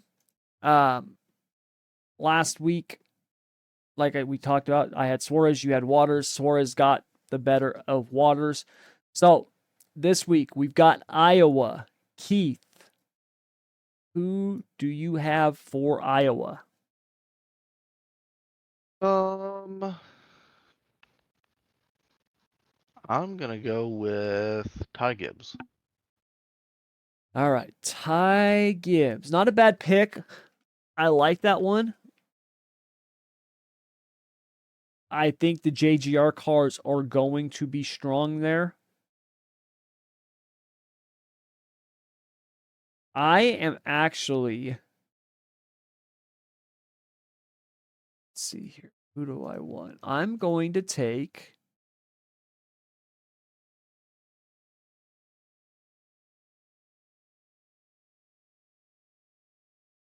I'm actually going to take Truex.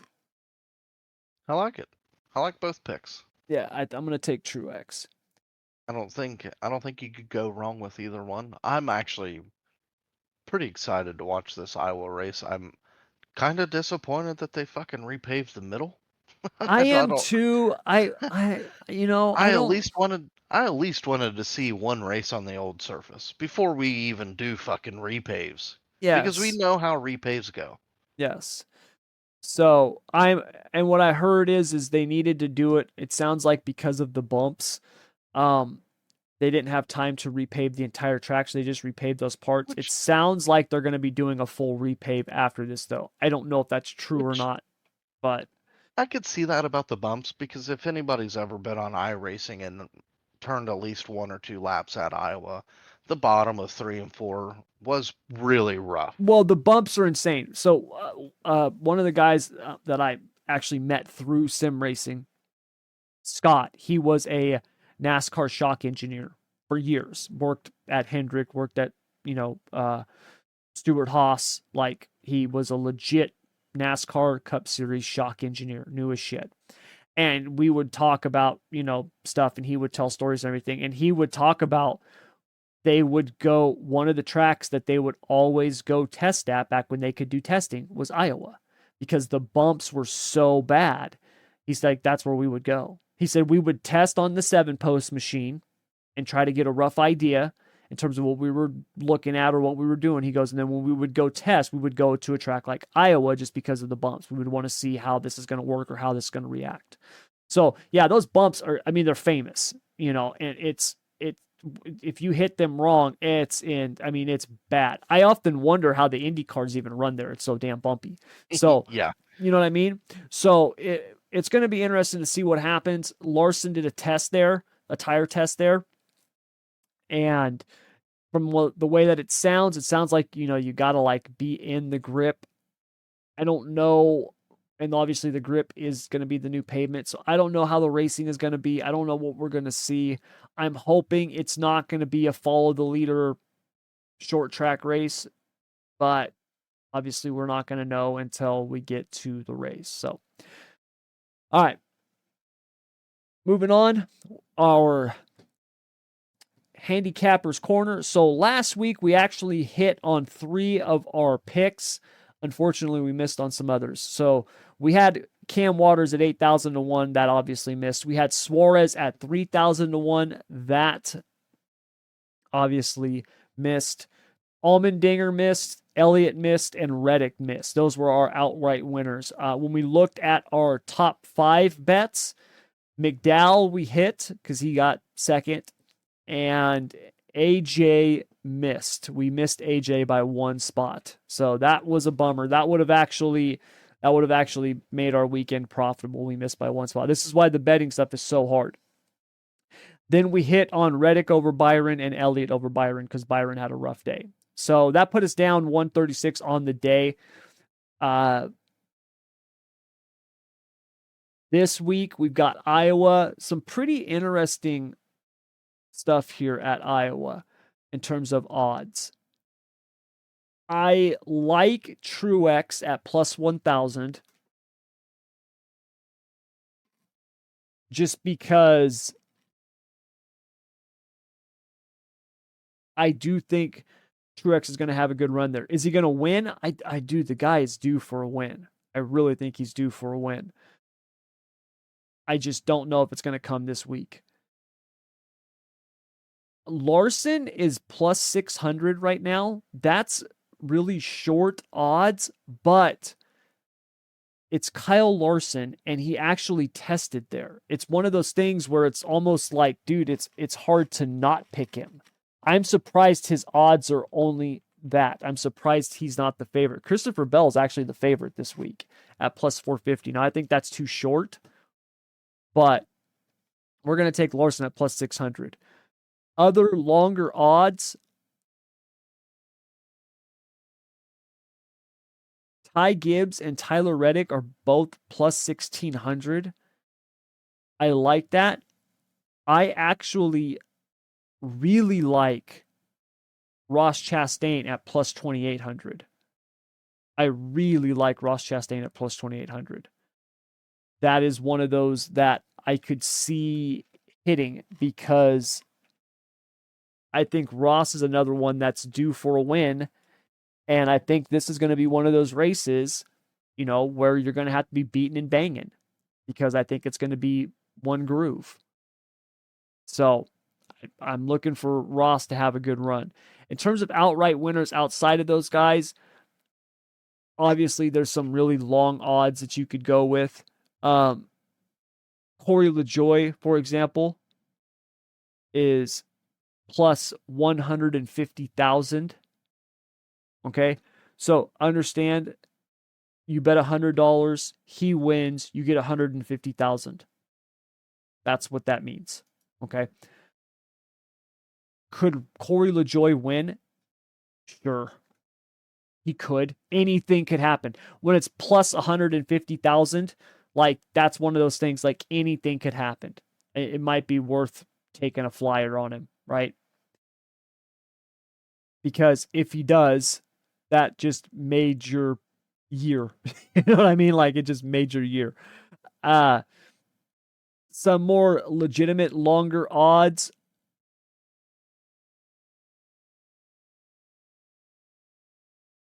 Josh Berry plus 5,000. I do like that. And Bubba Wallace plus 5,000. I like both of those. Now, with those, because those guys are getting such long odds, this is where I would actually look at them for top 3s and top 5s. Because I think you could increase your percentage of hitting while still getting decent odds. So you look at a Josh Berry and a Bubba Wallace, to put it on the podium, it's plus 1,200. That's not bad. Okay, that's not bad at all. I could see one of those guys doing that. I really could. You look at, other top 3 bets, the odds are not as good, but still okay. When you look at like a Chase Elliott plus 550, a Buescher plus 575, Ross plus 725, I think that's a decent one. So we'll actually take Bubba and Barry at plus 1,200 for podiums. I'm also going to take Chastain. I think Ross is going to have a good weekend. I just have that feeling. I could be wrong, but I have that feeling. Let's see what we have. Top 5s. now you're kind of really getting into long odds. This is where, see, top fives and top tens, this is where you can really start taking those shots on people.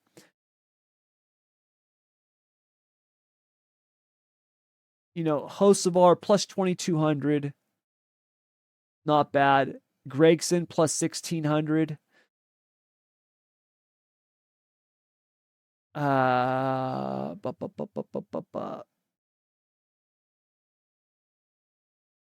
Corey LaJoy plus 12,500. That's, man, they really don't like Corey LaJoy. So let me see, who do we have for top tens here?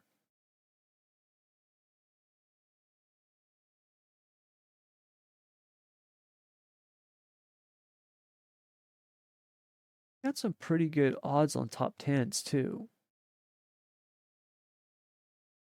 When you get further down, you got to go pretty far down.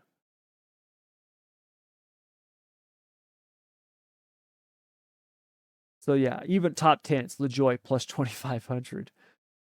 AJ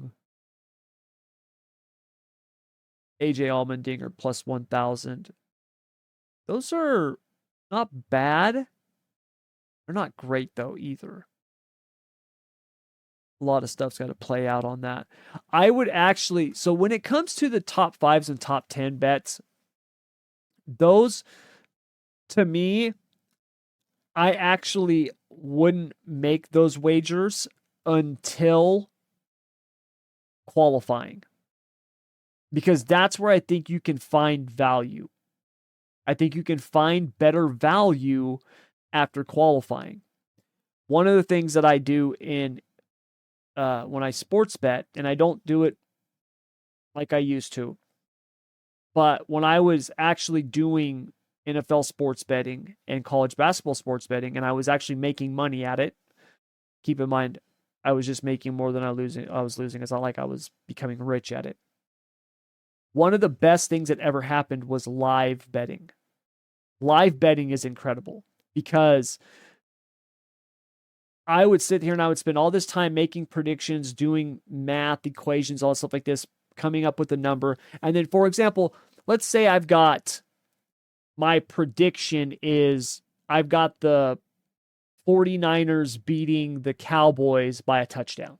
Okay. And then the beginning of the game, the Niners kick it off. Dallas gets the ball, and on the opening kickoff, they run it in for a touchdown. Right? One of those things that rarely happens, but it happens. Right there on live betting, I can go get the Niners at better odds.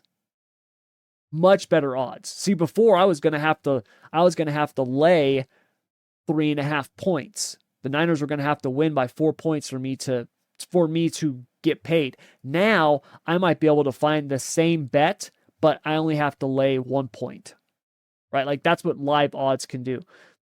The qualifying in NASCAR, waiting for qualifying to happen, I think can be beneficial with some of these guys because it can give false hope for certain drivers, and it can also give false negative hope for certain drivers, where you look at a driver and they might have a bad qualifying run.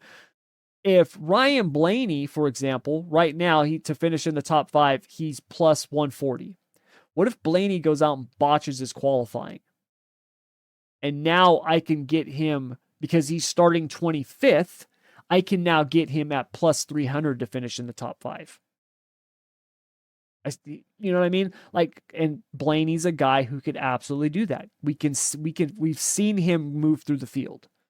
So I think for those of you who want to do top 5s and top 10s, wait for after qualifying. In fact, that's what I'm going to do this week. I'm going to wait to see qualifying, and then I'll make my top 5s and top 10 picks. I'll have to figure out a way to post it, though, so we can keep track of it. Maybe we'll have to start a 3-wide Twitter page or something. I'll have to think about that. I got so much I need to do, and I just haven't been able to stay on top of it. So anyways, so our bets right now in terms of winners and top 3s, we've got Truex at plus 1,000, Larson plus 600, Chastain plus 2,800, and then top 3s, we got Bubba and Barry at plus 1,200, Chastain at plus 725. Okay. Matchups, we'll pick a couple matchups real quick. The matchups are usually the same. So Chase Elliott over Christopher Bell is plus 198. I'm going to take that. Very, very rarely do I get Chase Elliott at plus money over somebody, especially at almost 2-1. That's good. I like that one.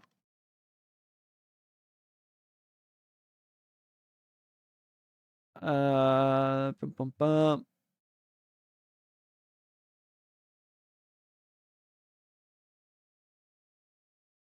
Larson over Bell. I like that one too. We'll take that one as well. Larson over Bell.